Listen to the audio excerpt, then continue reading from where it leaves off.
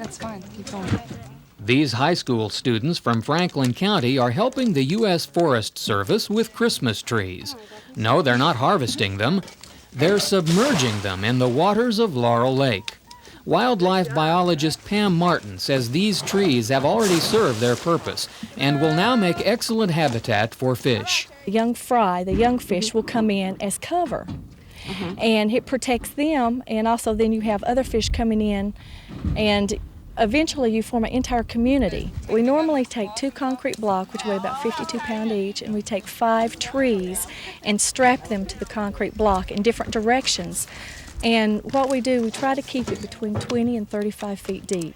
And because of fluctuating water levels, that provides cover for different times of the year. Forestry specialist Deborah Hill of the University of Kentucky works with Christmas tree growers to produce these trees. She says creating fish habitat is an excellent use for the discarded trees. Not only does it return them to nature, but it's a process that can be repeated on a continuing basis. What is also true is that trees are, of course, biodegradable. So over time, the trees that they put into the lake are going to degrade. So 5 years down the road, they can put more trees in the same location. And then you're getting schools involved, you're getting local fish and game clubs involved.